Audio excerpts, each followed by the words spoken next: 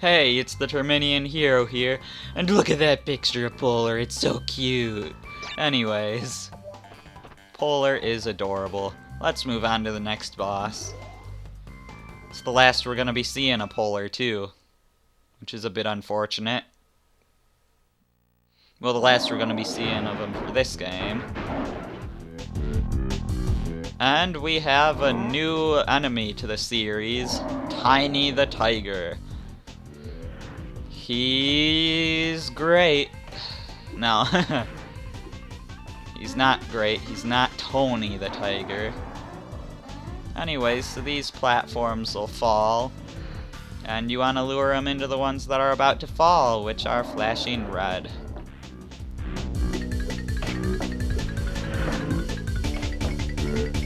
And that's pretty much all there is to it. Just do it 3 times and you've won.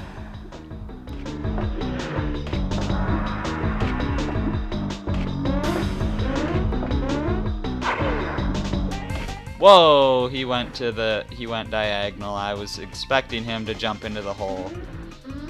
Because I think he does just jump into the hole sometimes if he was set to go that way at first. Oh man, I died on a boss.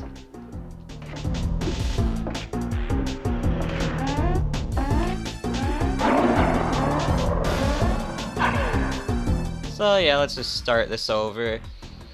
It looks like we're in some place built by Cortex, but this guy is working for Brio. So that's a bit interesting, but Brio did work with Cortex originally, so it makes sense that they have some of the same stuff. I expected him to jump up there. Why am I failing at this boss?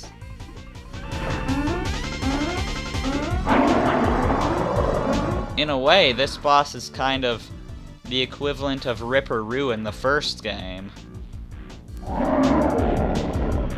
Because the way you fought Ripperoo in this game wasn't the same way you fought him in the first game. In the first game, you fought Ripperoo by, actually, you had to jump on TNT and have it blow up when it was next to him, because Ripperoo would jump around. I am doing atrociously at this for some reason. There we go, I got him to jump straight into a pit.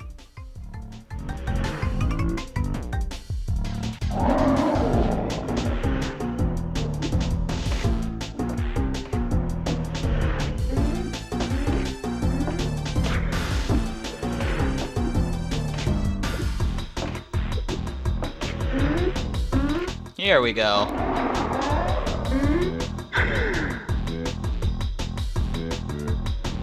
Now, I think, yeah, each phase, it's one less one that drops. First it was 3 at a time, then it was 2 at a time, now it's 1 at a time, and of course, I do the hardest one very easily. And he gets lifted back up and he falls back off. Doing our dance from far away from the screen while sideways. And we move on to Warp Zone 4, which appears to be some sort of lavy, cavey, miney type place. And there's no cutscene, okay. Fine with that. Now we're hanging out. Or we're going to hanging out at least.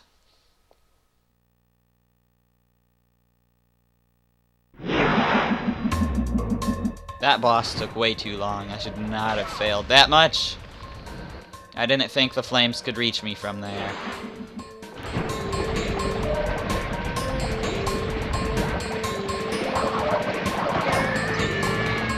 Okay. So yeah, we got another Ely level. We're not gonna need to get all the crates on this first run through. So don't worry about it. Here I am going for crates. Just don't worry about them.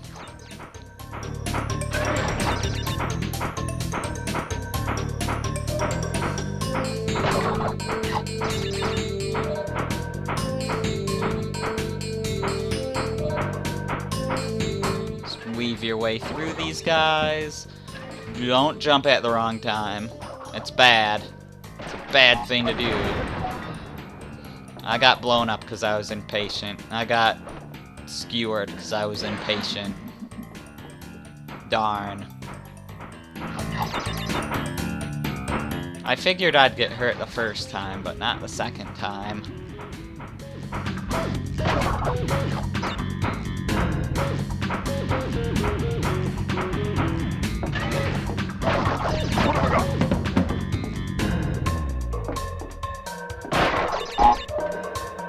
There we go.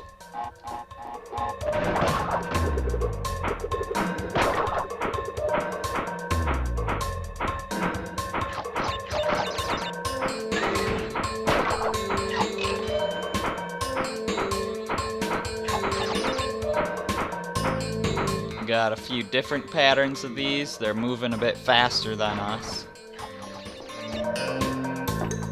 Yeah, even the bottom of this pipe is pretty hot, so again, you don't want to jump down there.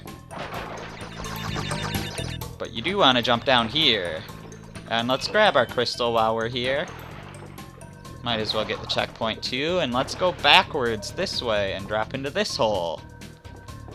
This is an optional path. It's got plenty of lives and a lot of fast-moving stuff. I'm gonna... Okay, so it's circle to hold up here. If you're not holding yourself up like that, you will get hit by these things. Yes, more lives, because we need them, apparently. This one's moving pretty darn fast. And it looks like it led to nothing. Oh, wait, we get warped out of here.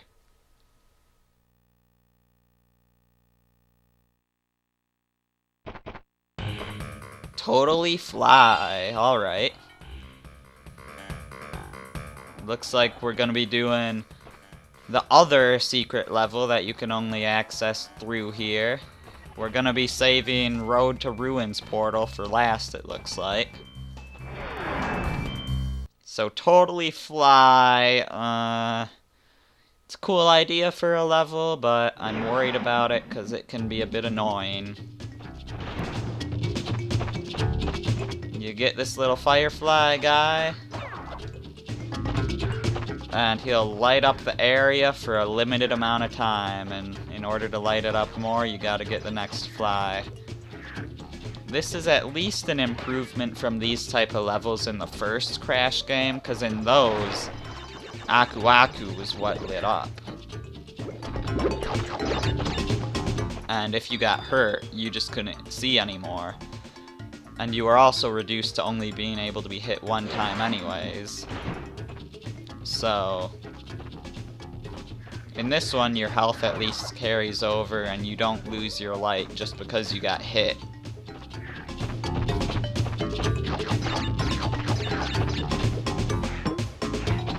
Now let's hope that there's nothing that's tricky to find in this level.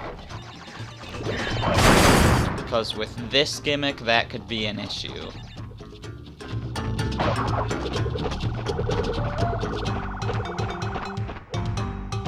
The time limits on the flies don't seem to be that bad, though. The time limits on Aku Aku lighting up in the first game were horrible.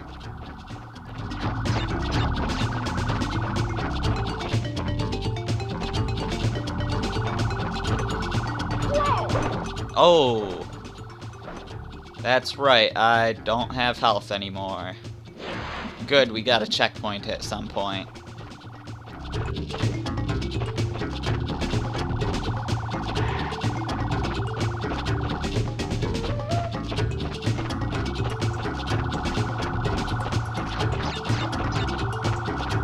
We also want to get everything on our first run, because of course once we finish the level, it's gonna spit us back out at the normal warp zone. That was a bit tricky.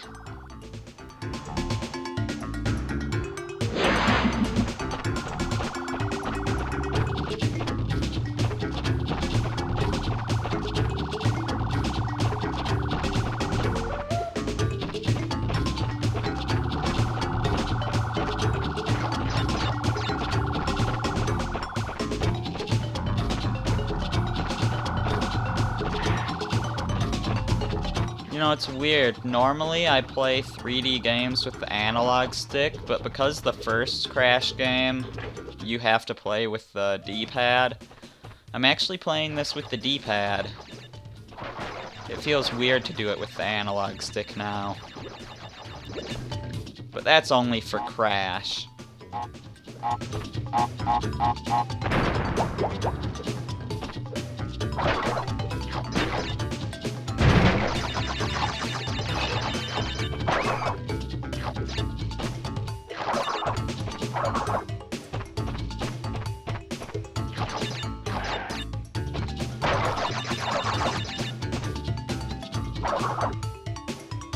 Whoa, I'm on the edge there. I didn't even know that animation existed.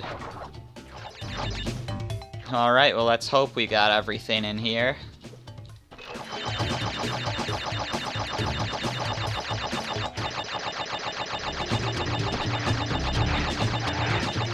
We better have.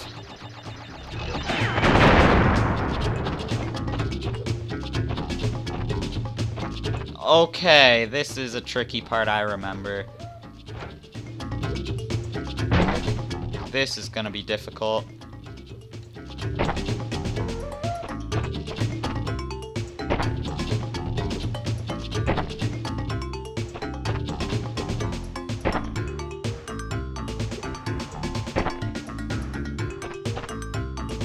I have no clue where they are.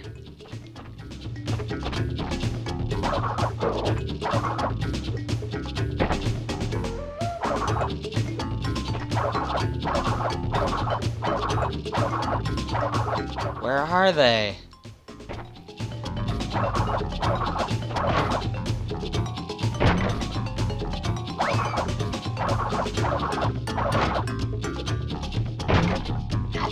You want to break these crates in the dark, because you'll not have time to break them without the light running out. But there is a pit of death somewhere up here.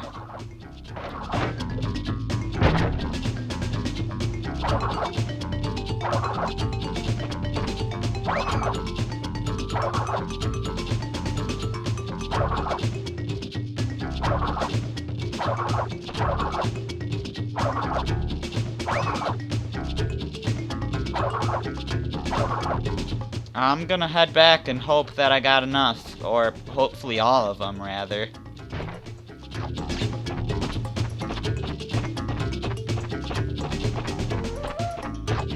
Wow, I was right by a pit. Yeah, I got all of them. I'm proud of myself for succeeding at that, my first try.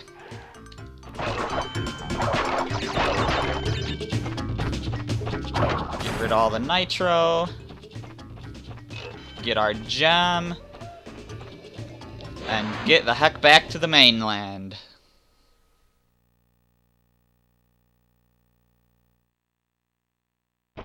That went rather well, if I do say so myself.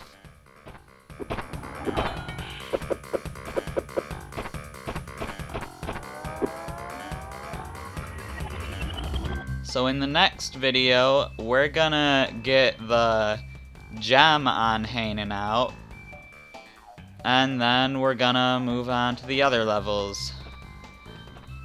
You're gonna be digging it. So, I'm the Terminian Hero, and I will see you then.